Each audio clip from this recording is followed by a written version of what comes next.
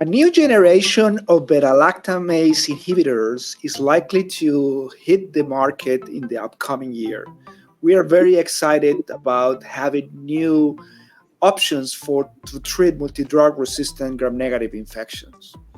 This is what we call now broad spectrum inhibitors exhibit activity against the most feared class B metallo-beta-lactamases and maintaining the inhibition of other enzymes, which from the clinical point of view is a really very important characteristics. Recently, AAC published three papers that describe the mechanistic basis of Taniborbactam, one of these beta-lactamase inhibitors that is in late stages of clinical development, and hopefully we will have them available next year. And this resistance is really very interesting. And these papers highlights different aspects of this phenomenon. Today, we will discuss this topic with some of the authors of these papers and discuss the implication of resistance to these late generation beta-lactamase inhibitors. Welcome to Editors in Conversations. I must say this is the last recording of the year. It's December 29, 2023. So happy New Year to everybody. It's been a very long year, but also very, very exciting and intense year. So to conclude this year, I wanted to bring this to highlight these papers and forward thinking that we are putting in the journal. The objectives of this podcast is discuss the activity and chemical basis of new generation beta-lactamase inhibitors with activity against metallo-beta-lactamases, examine Taniborbactam, which is one of the drugs that in this class, and examine these characteristics as an example, and elaborate on the mechanism of resistance to Taniborbactam and other inhibitors that may come to the market soon. This episode is brought to you by Antimicrobial Agents and Chemotherapy Journal, available at asm.org/AAC. I'm your host, Cesar Arias, Editor-in-Chief of AAC. And this podcast is supported by the American Society for Microbiology, which publishes AAC. And if you plan to publish in AAC, not like in any other publisher, ASN members get up to 50% off publishing fees. So visit asm.org/membership to sign up. And don't forget to check our latest issue of AAC, available at asm.org/AAC, with outstanding papers on mechanism resistance, pharmacology of antimicrobial agents, epidemiology, and clinical therapeutic, among others. And you will see this collection of these three papers in the same issue with a phenomenal editorial by one of our editors, Dr. Pranita Tama and Dr. Jose Munita. We also have a new collection in our website with all papers published in the section New Perspective of Antimicrobial Agents and a new section of Antimicrobial Stewardship. So plenty to publish in 2024.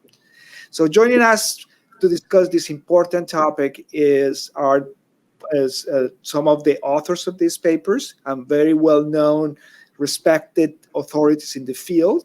Dr. Robert Bonoman, who is a distinguished professor at Case Western Reserve University and director of the VA Care Center for Antimicrobial Resistance, and he has been a past editor of AAC. Dr. Pranita Tama, who is Associate Professor of Medicine at Johns Hopkins School of Medicine and current editor of AAC and the main author of this editorial discussing these three papers. And Dr. Alejandro Vila, who is Professor of Biophysics at the Institute of Biología Molecular y Celular de Rosario, CONICET, at the University Nacional de Rosario in Rosario, Argentina.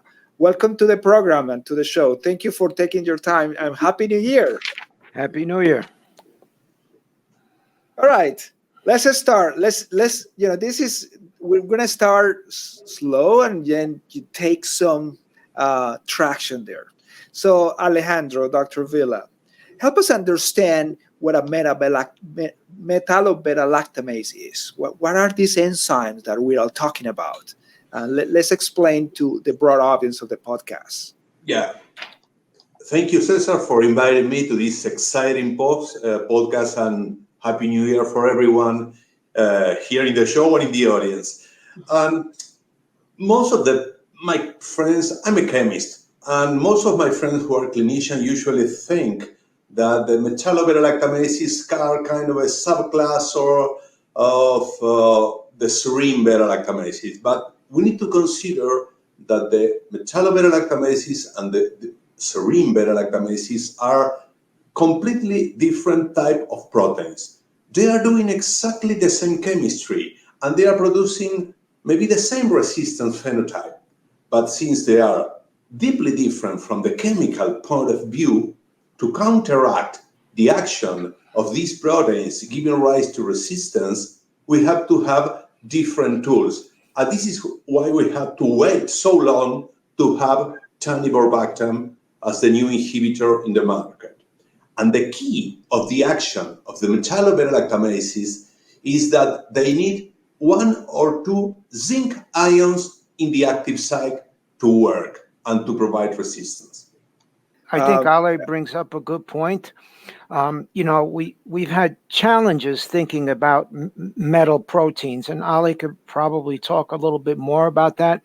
It's not something that's easy for us to conceive, and particularly in bacteria. These are challenging enzymes in bacteria. The big concern about metallo-beta-lactamases like serine beta-lactamases is that many of these are plasmid encoded. They could disseminate.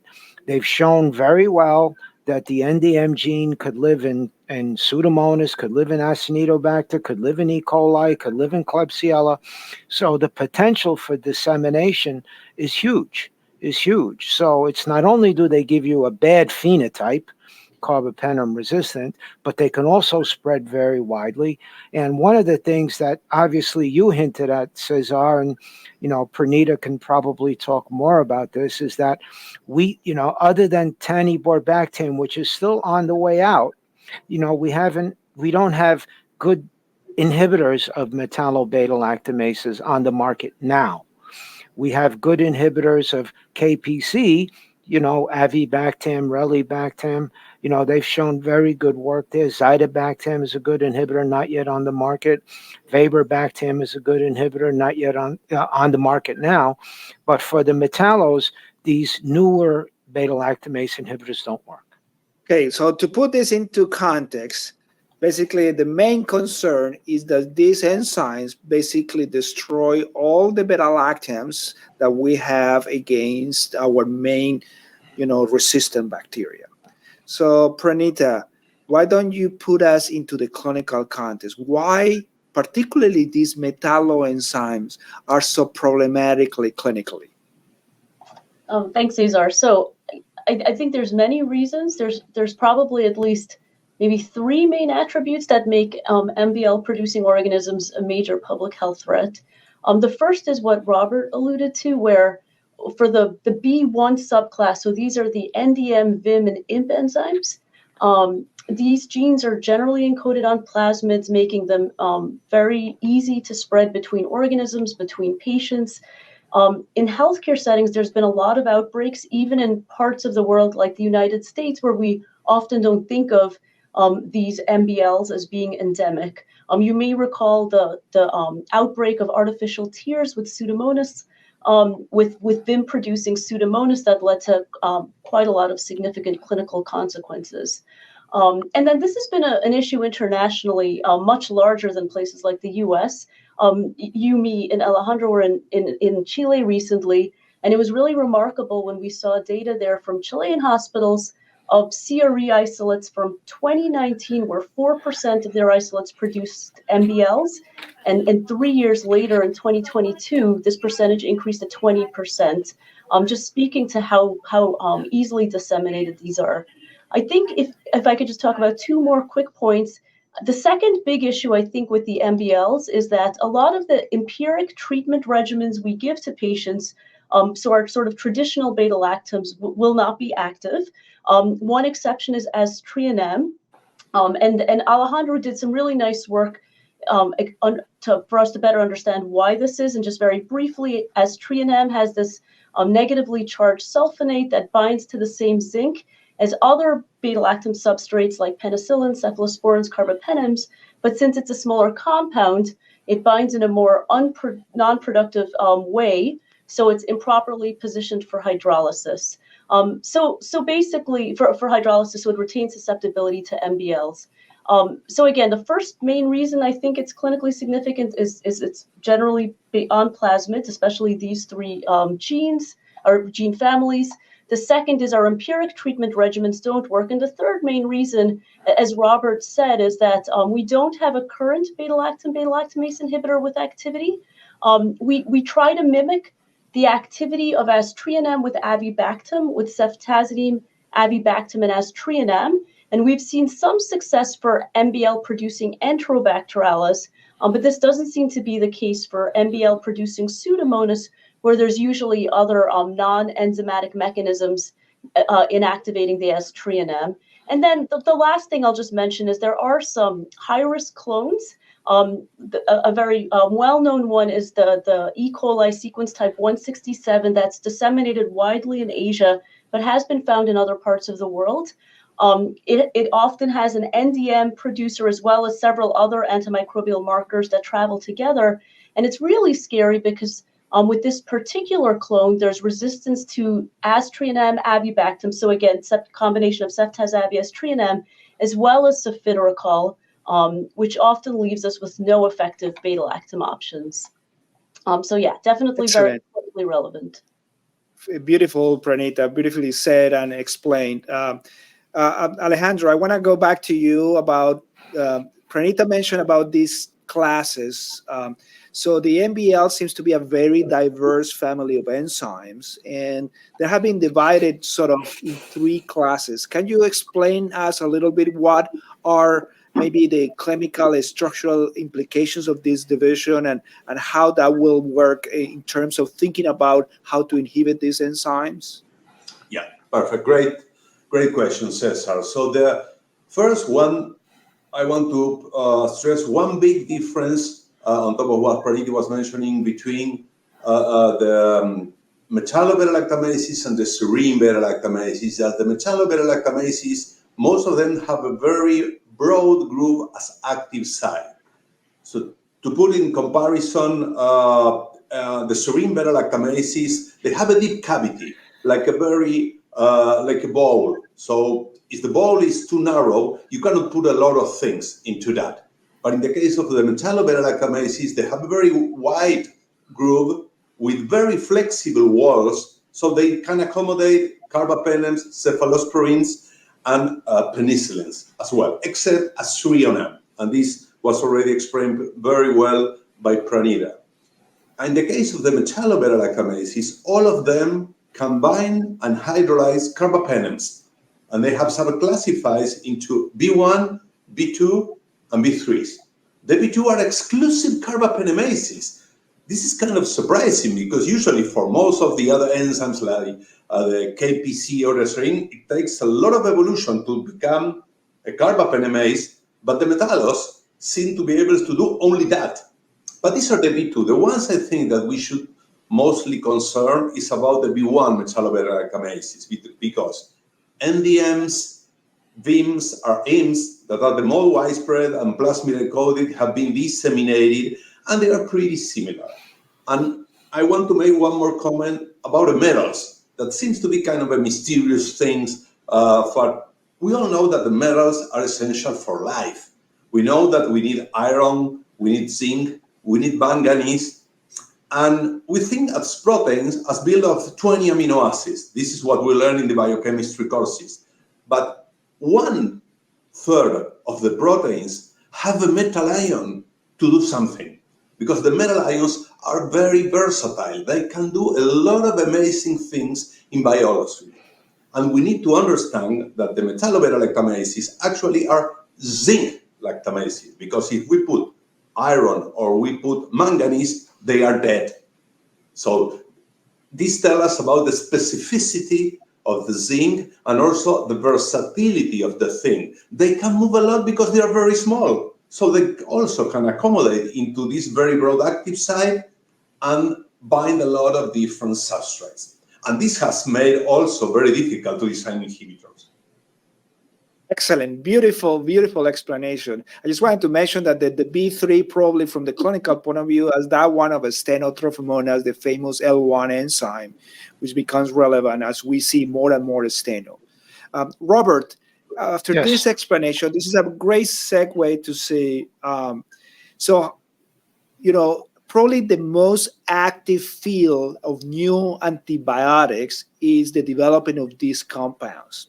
Help us put that into context, since we have beta-lactam inhibitors for a long time, but this seems to be advancing in what I call different generations that were used with the beta-lactams. So put that in context. What are the strategies to get to these sort of what we call more broad spectrum beta-lactamase inhibitors? Well, I think that's a very good question, Cesar. And I think I've been thinking about that for a long time. And, one of the thoughts I have is that um, in the development of strategies to make novel antibiotics, every once in a while one works, and we get the introduction of a very potent agent into the clinic. That introduction of that potent agent has a huge impact. I remember, way back in 1983 when I was giving ceftazidime for the first time, you could treat infections you couldn't treat before, because you had this tremendous drug that had the ability to be extremely broad spectrum. Now, unfortunately, bacteria don't believe what we believe in and don't follow the same logic. For them, it's a survival game.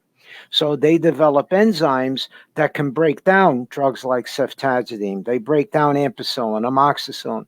So what the chemist realizes, either you make another drug that's better, or you figure out a way to inhibit the enzyme. Making a drug that's better is far more difficult than probably making a way to inhibit the enzyme. So the better strategy is to, I think, is to make a beta-lactamase inhibitor that is not broken down by the beta-lactamase and preserves the beauty, the quality, the utility, the efficacy of a drug like ceftazidime, efficacy of a drug like cefepime, imipenem, meropenem, all these, I want to call them blockbusters, and the only one that's not included in this one is ceftriaxone, because that was also a huge introduction into our pharmacologic armamentarium. But all these really good drugs, they have increased longevity. So the beta-lactamase inhibitor gives it a second life, or maybe even a third, against enzymes that are evolving in the clinic. And the hard part in this is, sometimes how do you match your inhibitor with your beta-lactam? And the comment I always put down, and Sarah Draws, who was a pre-doctoral student, I used to say to her, well, marrying pairing a beta-lactam with a beta-lactamase inhibitor is like getting married. If you got the wrong partner, it's going to be miserable. But if you got the right partner, you can enjoy a good life. And I think what the other thing we have to understand is that the development of these inhibitors, previously, resistance did not emerge in the clinic, right? It was augmentin has been around for years, and it took a long time for resistance to augmentin to develop. Now, the bacteria are changing the paradigm on us, and resistance may be already out there. We just don't know it yet. And genome sequencing, it's collection of isolates, our strategies are different, so we could find them better. Yeah, so this is so exciting and so interesting. Pranita, from the clinical point of view, and you are the main authors of one of the main guidelines of treating resistant gram-negative infections, I would say guidance, just to make sure I don't misquote this. What do you think will be, so this broad new generation, broad spectrum beta-lactam inhibitors, what would be the advantage of having this available in clinical practice? I'm thinking about United States and maybe internationally, and how do we get access to these drugs potentially? Yeah, and do you mean specifically cefepime, taniborbactam, or other. So let's take this Taniborbactam as an example, which is, I think, one of the ones that probably is going to hit the market in 2024 if he gets approval. So this drug will be available hopefully in the next year. Yeah, so I think cefepime taniborbactam. Of course, stepping back, we will today be talking about 3 really great papers where we learned about some of the mechanisms by which bacteria have sort of outsmarted the inhibitor. But I do think cefepime taniborbactam is an exciting drug. It has activity against most KPC producers, NDM, VIM, OXA48, but also some main carbapentamases, but also against carbapenem-resistant Enterobacterales that doesn't produce carbapenamases. So that's still the majority probably in places like the United States, not always true in many other parts of the world. And it also has broad activity against carbapenem-resistant Pseudomonas that are not producing carbapenamase enzymes. So I think that having this broad spectrum agent can be appealing to have in hospitals, especially when you think of some complex patients who've been infected with drug-resistant Pseudomonas in the past, Ciri in the past. They're coming in relatively ill. It is a nice drug from what we know about it so far to think about broad coverage for some of these patients. And then obviously we always want to be responsible with antibiotics and narrow as much as possible to a still effective drug. So I think that in places particularly, so I think in places it'll be accessible. And unfortunately, a lot of times, there's countries like the US that are privileged and seem to get access to these drugs much more than places that really need them, where I'm hoping we can do a better job. I think it will have a role in hospital formularies.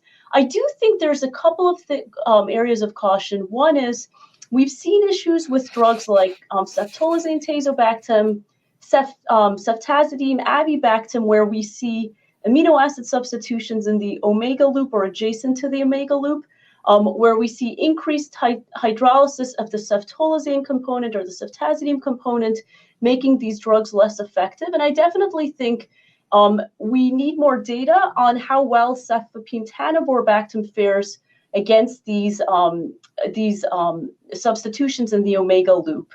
There's some data suggesting it doesn't have as much cross-resistance as ceftol, tazo-ceftazavi, but we definitely need more information so we know how best to position it when we think about our treatment algorithms.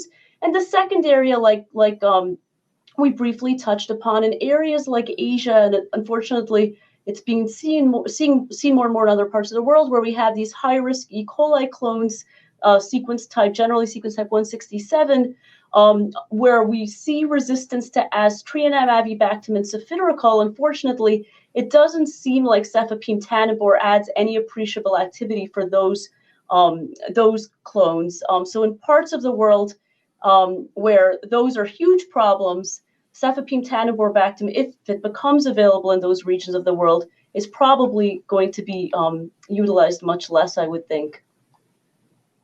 Yeah, so great discussion here.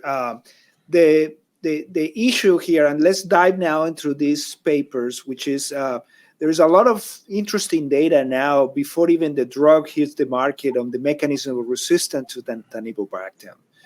There have been descriptions as other beta-lactamase inhibitors with mutations in PVP3 or other PVPs or maybe efflux pumps, etc.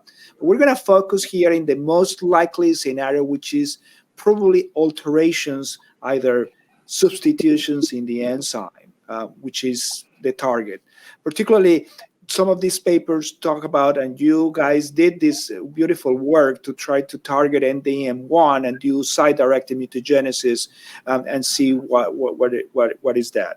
So Alejandro, why don't you start explaining what is this approach? There is data from one of our editors, Dr. Laurent Poirel, that there was a particular single mutant on NDM1, which is NDM9, that is clearly in vitro resistant to Taniborbactam. And that raises the concern that single mutations, which will be selected very easily potentially, will produce major clinical problems and develop resistance during therapy.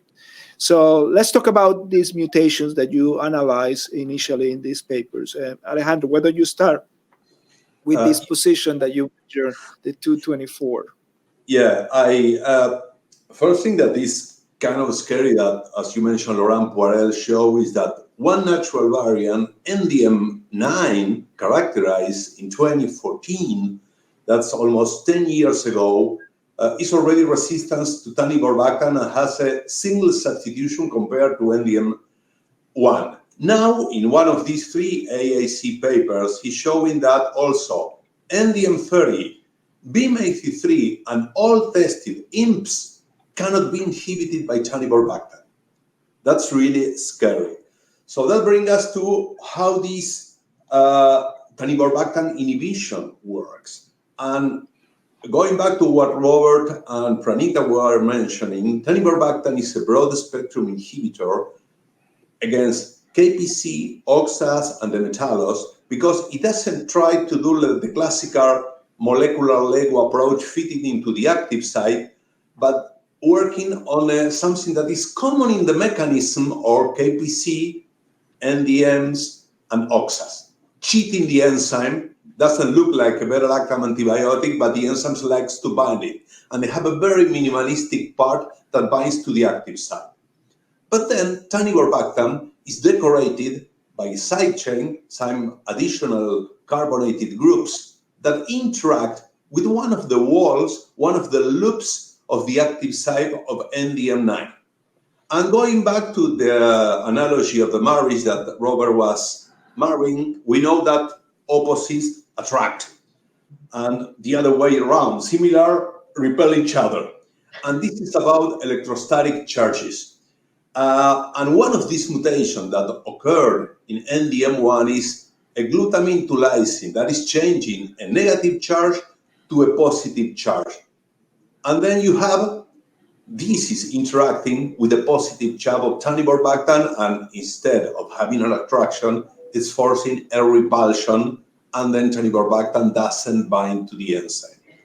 And again, I want to stress that it's not in an essential part of the enzyme, it's only one of the loops, it's peripheral to the active cell, so it doesn't really hurt.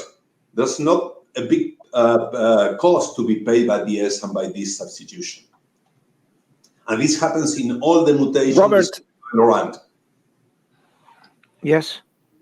Yeah. So Robert, sorry, just there was a glitch there in the signal, I guess, for me.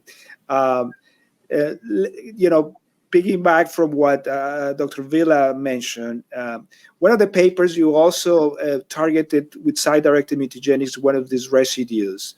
I would love you can explain that experiment, and particularly I'm very interested in this biological cost of this, because even though that there was resistant to Taniborbactam, there was the MICs, for example, for carbapenems decrease. Yes, they did. Reminiscent of what happened to the resistant to avibactam, for example, when you select for avibactam, and raising the questions if we could potentially think about using these drugs in combination, or all these things that comes to mind to try to preserve the life of this. Let's talk about that, Robert. Well, let me be perfectly honest about the history of those experiments. Dr. Maria Mojica, when she came to our lab, she had discovered an important VIM variant down in Colombia. And this VIM variant was very interesting in terms of its substrate profile. So we characterized it further, and I got this crazy notion in my head that metallo-B-lactamases can evolve to be like ESBLs. So if you take a VIM metallo-B-lactamase and you put a particular mutation in it, at this time was an arginine to a leucine mutation, your cephalosporin MICs go up. So I said, maybe the same thing happens in NDM. So why don't we look at NDM, find the analogous position, which we did, the 224 position, and instead of being specific, putting one in, we did site-directed mutagenesis. And the advantage to that is that, well, if you have one hit, you may get two. It's let's just explore. And we honestly had a hypothesis, so I learned from the NIH that you should do hypothesis-driven research, but our hypothesis was wrong. We thought we would expand cephalosporin resistance, but in fact, we didn't. We got more susceptibility to the carbapenems. And when we use the combination cefepime-taniborbactam against NDM1, you use cefepime-taniborbactam, the MICs go down. Against these variants that were generated by Daisuke and by Ono, a very talented postdoctoral fellow from Dr. Ishii's lab in Japan, and Maria's work with Vim, we found that the cefepime-taniborbactam MICs didn't go down that much, didn't go down at all. In fact, they were unaffected. There was a cost to that. We had lower MICs to mepenem, lower MICs to tebipenem, lower MICs to cefiderocol. So the enzyme was compromised a little bit, but in terms of the specific interactions, it was unanticipated. So we scratched our heads.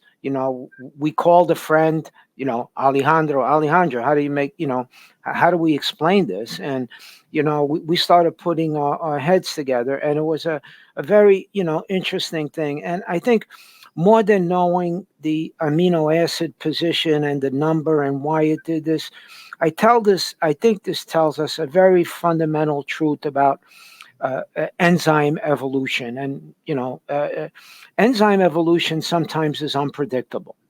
We don't know the phenotype until we actually make the phenotype or we find it. It's hard for us to predict the future. And I think the lesson I learned from this is that this happened to Taniborbactam. It could happen to another metallo-B-lactamase inhibitor that we haven't, tested yet, the QPX compound. It could happen to anything, anything out there. And what I feel we should be obligated to do, or we should try to do, is try to, pay it forward. Anticipate that these mutations are going to happen. As long as you do the experiments ethically and safely, with the appropriate controls and constraints, because you don't want to get a gain of function mutation to be a natural disaster.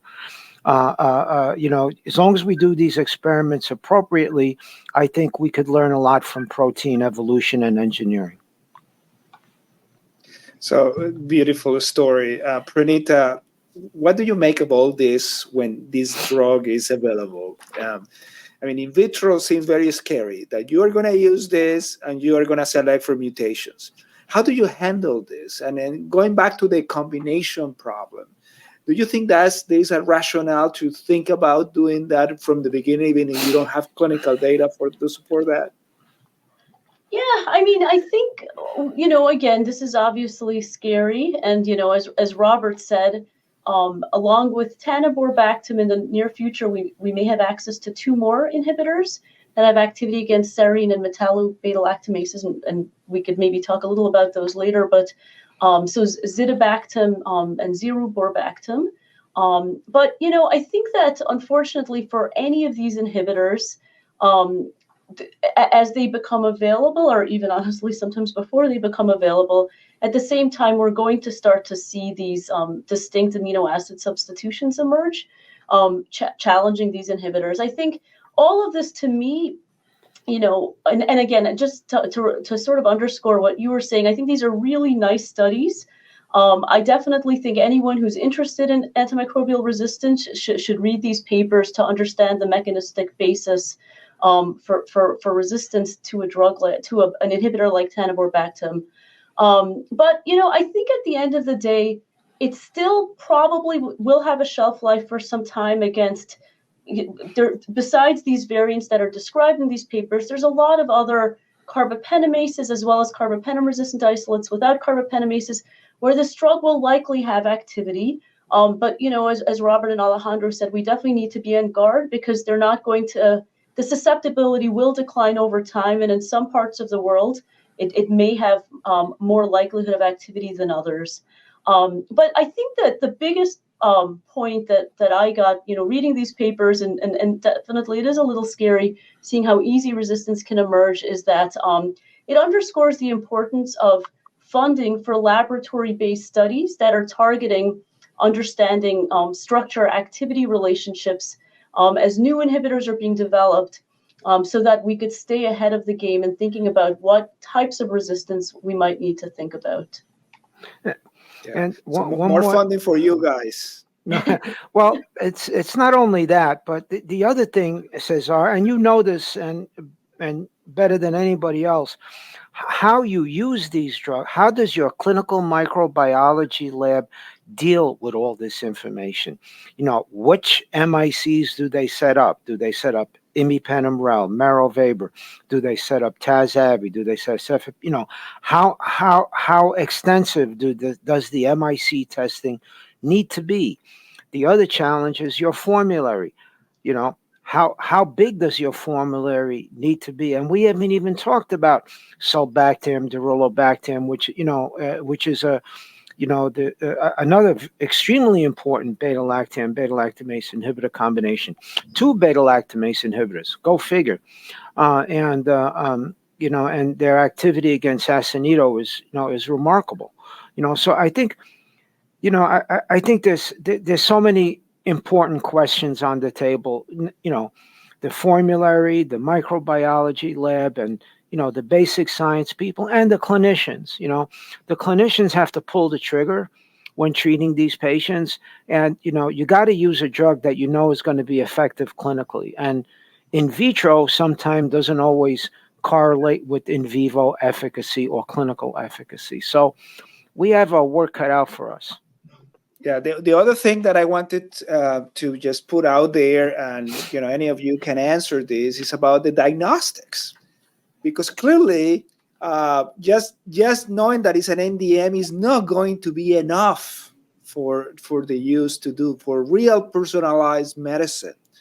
So I believe we need to evolve to the next step, which is going to be at the level of sequencing, to understand which allele we are dealing with, to be able to concoct the right combination of the right beta-lactamase inhibitors, right? So this is very interesting, exciting, but at the same time very challenging times that we need to create innovative strategies for our patients. Alejandro,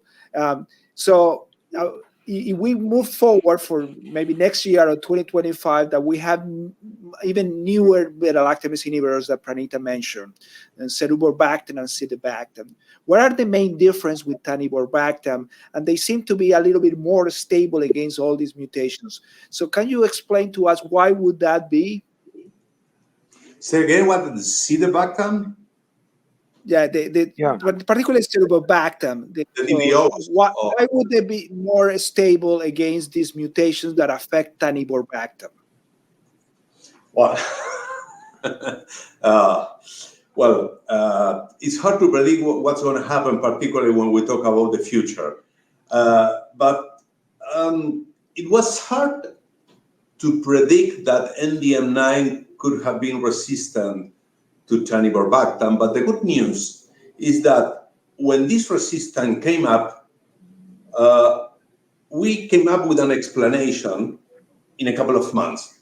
And this means that this is due to the work not only of Robert, of my group, but different people in the community, and working together, biochemists, structural biology, microbiologists, and clinicians. And we need to come up with rapid answers to understand what's going on. In the case of the other antibiotics, I think that, for example, the DBOs, they don't bind at all to the metallo-beta-lactamases. So they don't touch them.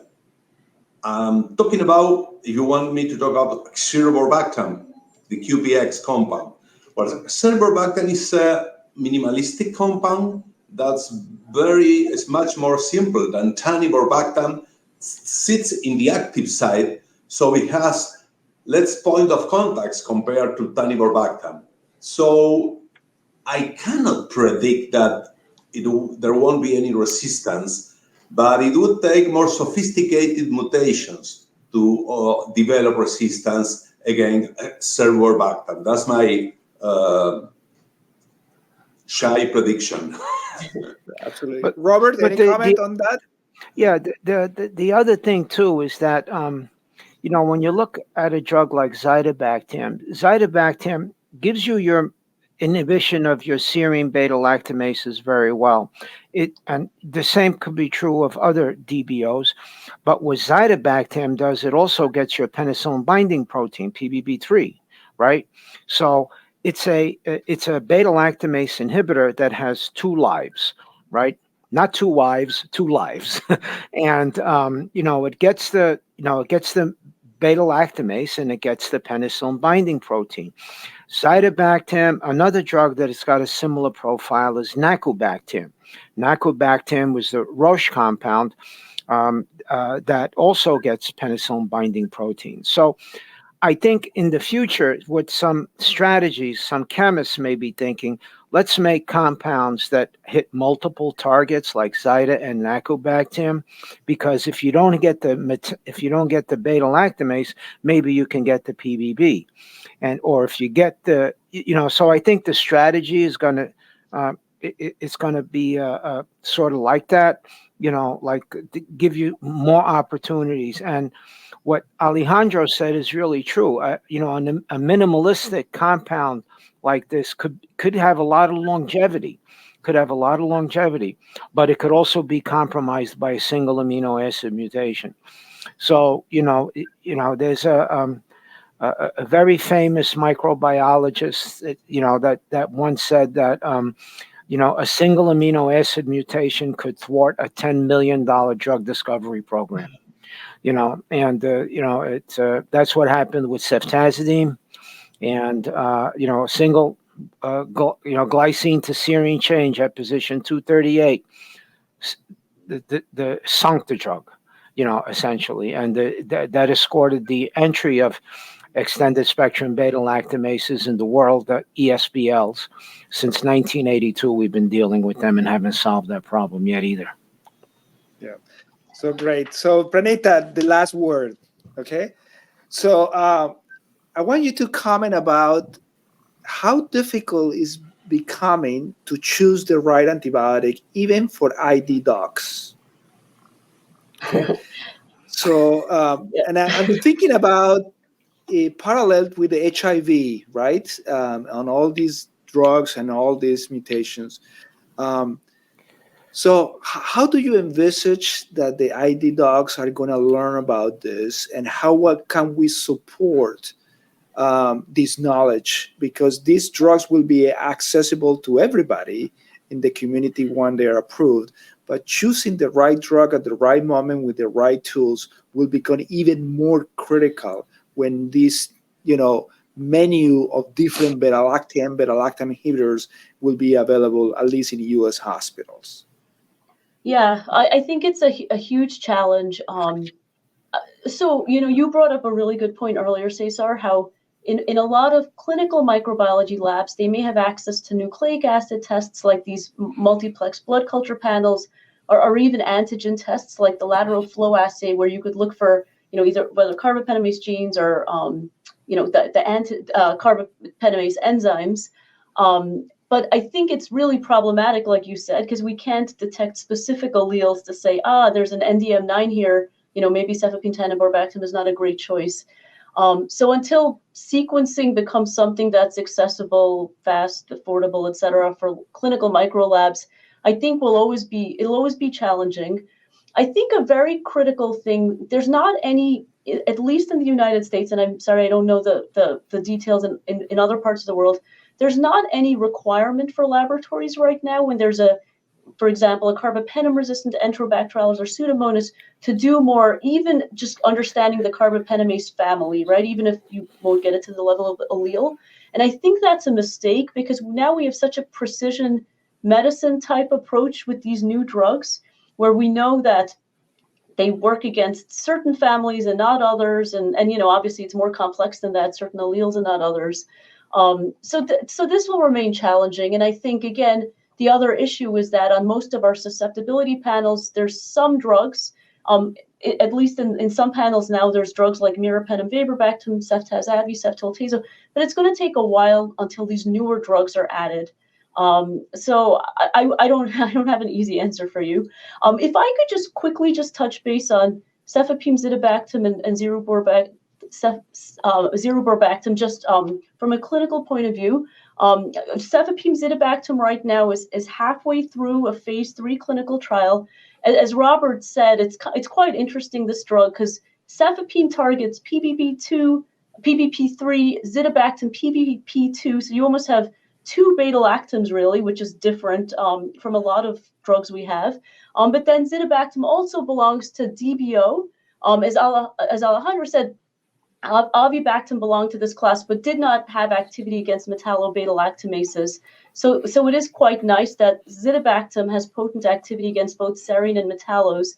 And Robert actually published a really nice paper recently in MBio, so a sister journal to AAC, where basically looking at this neutropenic mouse model of Pseudomonas that were VIM producing or KPC producing, that there was a well over 1 log kill in all the strains with the use of this combination. So I think this is exciting. And then for zeruborbactam, this will actually be potentially the first. So this is a bicyclic boronate like taniborbactam.